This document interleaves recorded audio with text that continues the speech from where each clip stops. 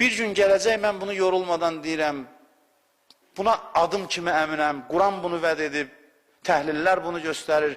Bir gün gələcək, dünyaya hakim olan bu sistemlərin nə qədər uzaq görən olmadığı üzə çıxacaq. Üzə çıxacaq. İnsanlar imtina eləyəcək ondan. Bu proses gedəcək, mütləq gedəcək.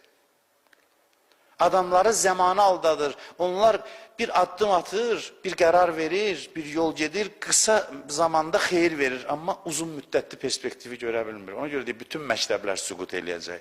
Çünki məktəblər uzaq müddətli hesablamalara əsasən yaradılmayıb. Bu məktəblərin ən böyük eybi budur ki, yaxını görürlər. Bunun yaradıcıları o qədər böyük ağıl sahibləri deyil. İmamın zuhuru o zaman baş verəcək.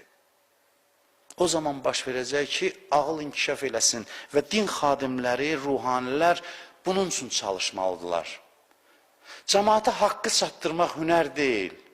Cəmaatı haqqı tapmağa rəğbətləndirmək hünərdir. Cəmaatda elə bir xüsusiyyət formalaşdırmalıdır din xadimi ki, cəmaat müstəqil olaraq haqqı tapa bilsin.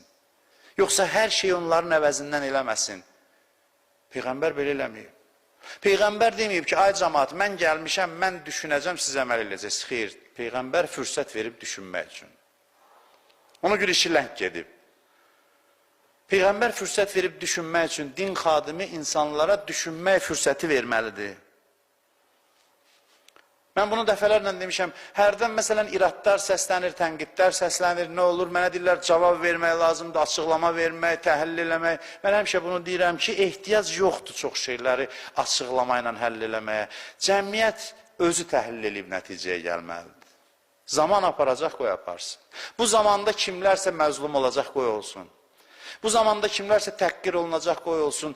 Önəmli olan budur ki, cəmiyyət nə zamansa yetkinləşib, özü cavabları tapacaq. Hər şeyin hazır cavabını istəməsin gərək cəmiyyət, tələb eləməsin. Bəli, bəzi məsələlərdə məsumlar da açıqlama verib, alimlər də verməlidir, amma bir çox məsələlərdə belə olmamalıdır. Bir çox məsələlər ortaya atılır, imtihanlar meydana çıxır. Düşüncə işə düşsün, adamlar haqqı nahaqdan seçə bilsin. Allah gözləyir ki, bəşəriyyət əqli baxımdan yetkinliyə çatsın ki, zuhur gerçəkləşsin. Allaha ağlı kamil olan cəmiyyət lazımdır. Allaha ağlı inkişaf eləmiş yetkin cəmiyyət lazımdır. Bu yetkin cəmiyyətin formalaşması üçün kimlərsə düşünüb öz düşüncələrini cəmaata ötürməməlidir. Gərək yetkinləşməsi üçün düşündürəsən, düşündürməyi bacarasan. O adamların əlindən öpürəm.